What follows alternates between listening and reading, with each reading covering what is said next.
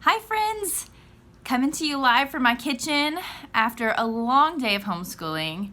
I'm still in the clothes that I slept in last night. I haven't brushed my hair or my teeth.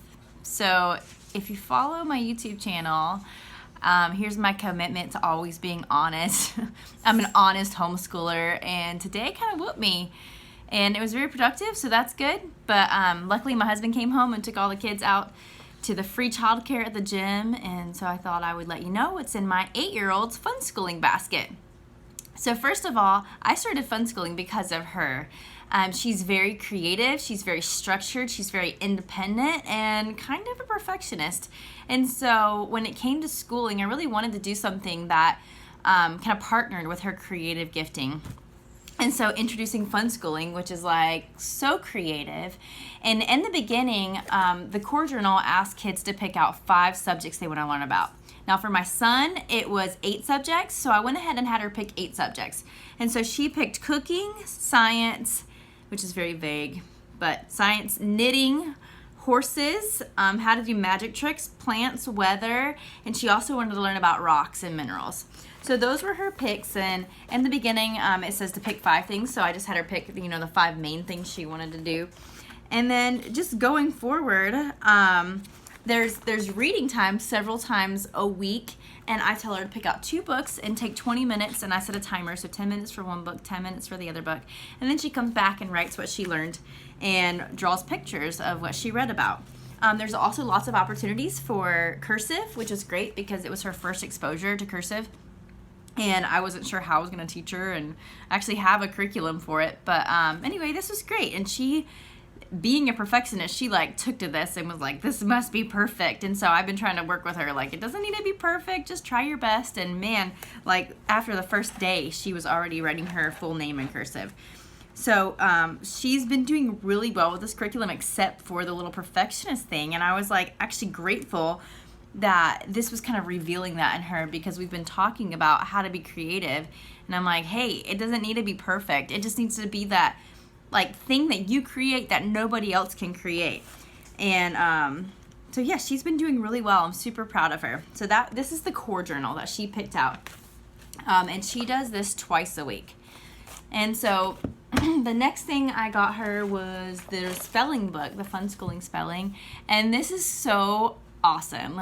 I love this little journal. It's 100 words to read, write, spell, and draw, and it's all about animals, and it goes to the alphabet. So let's see if I can find you an example, zebra, and it says color me, which she, is black and white, so you can't really tell. She used her pencil.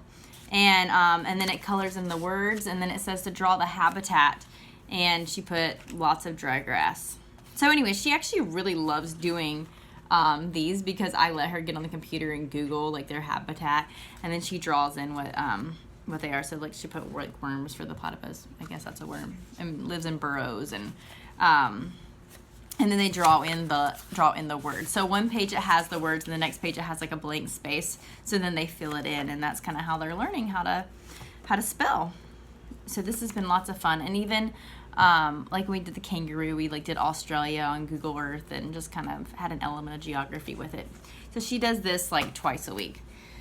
And then I also bought the comic book math. I actually bought the comic book math for my son, and I bought math mysteries for my daughter. And then when they got here, I was like, this is actually more addition and subtraction. And then math mysteries had multiplication. So that worked for my older son, and then she has this. So I can't say comic books are really her thing, but yeah, so it's got write a creative story about robots, and so she's done that. And but as far as math goes, let's see if I can find some of it. Okay, so it's each number will have a theme, or each square will have a theme of the same numbers. And so she really loves this journal. When I give her a choice, do you want to do spelling or math, she always picks spelling. I mean, she always picks math, excuse me. She's always I want to do math, and can I do my math journal? And so I do like this journal. It's pretty simple, but it's a fun supplement to what we're already doing. And so the core journal actually has spaces for math. It'll be do a math problem. And so we've been working through Life of Fred, and so whenever it asks us for that, in Life of Fred, it'll ask us to solve a problem. We do that in our core journals. So it's just like a bunch of different ways to cover math. And then I just bought the Yum Schooling Journal. She wanted to learn about cooking, and so I bought her a cookbook, and it was like kind of cool, but not a lot of pictures, definitely nothing creative. It's just like your standard kids cookbook. And so we haven't really dived into it much. And so I've been going back and forth with Yum Schooling because like we mostly eat gluten-free, and I was like, I don't know if we'll really be able to make anything, but I'm so glad I ordered this journal. It is so cool. So instead of having like it tells you what you're making. So it's like the brownies, okay, basic brownies, and then it just has the ingredients and like what they look like. So it's like so creative, like they can color and draw, and it has a checklist like, do you have everything you need? Do you have permission? You know, do you have let's see, do you have the tools that you need? Do you have a clock to watch the time? You know, it's just really great to have that checklist before you get started. It's things that I don't think of to tell her before we start cooking. And then draw a picture of the recipe, draw yourself eating it, or draw what it looked like when you're done. And then it has questions and answers like, what did you think about this recipe? How did it taste? What was difficult about making it? What do you think can make this recipe better? And so, and then there's like a cooking word scramble. It's just such a great cookbook for kids. I paid $7.50 for this. Like, that is a steal. I'm so glad I got it. So even though we haven't even used it yet, but I'm so excited to use it. So the next thing I wanted to do is kind of show you some of the books that I picked out, because some of them are really cool. And I mean, at this point, if you don't want to finish the video, I totally understand. That was kind of the fun schooling portion. But these are the books that I purchased, and I got almost everything on Thrift Books or half price books, like at the actual store.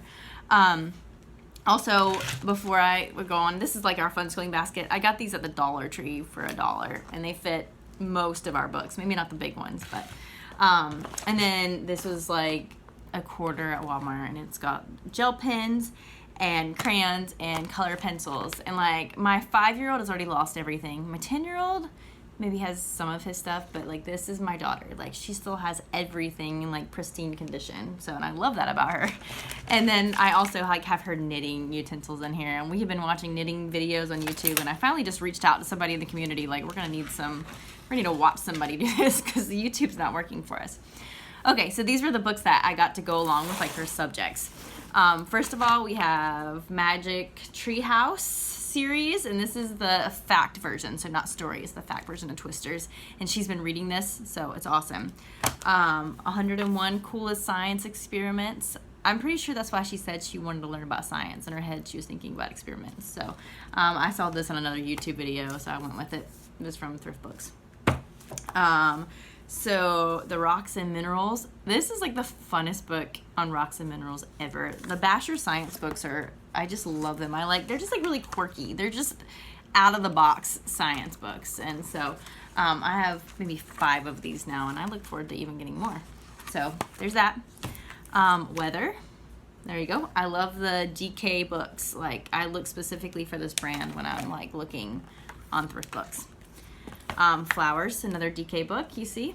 Lots of beautiful pictures. I kill everything that I try to grow, so I feel bad for my daughter that she wants to learn how to do this. Maybe she'll have the green thumb. She'll be like the one in our family that keeps things alive. Okay, so this kind of goes with the theme of science. Once again, another Basher book.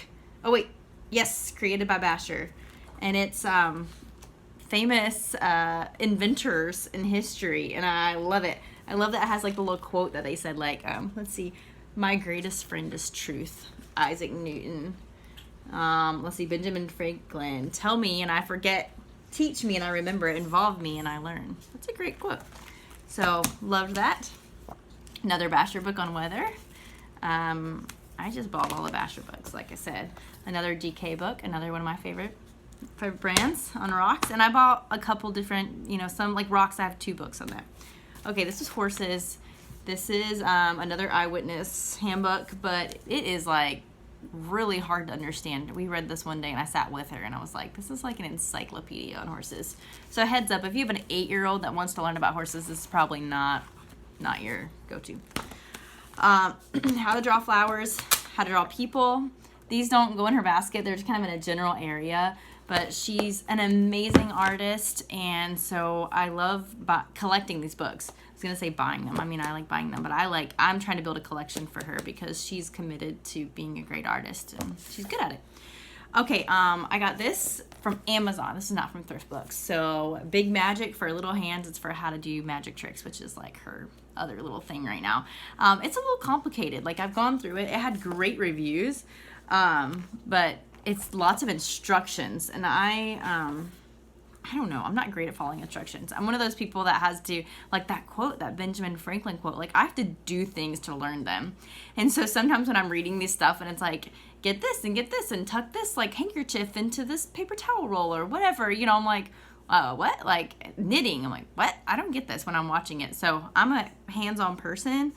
And so books like this are a little tricky for me, but anyway, I made a YouTube playlist for her based on all of her interests. And so if you're not familiar with the core journals, about every 6 to 8 pages, it'll say like, watch a documentary on YouTube or a tutorial of something you want to learn about. And so I made a YouTube playlist for each of my kids based on their interests. So I put magic tricks on there.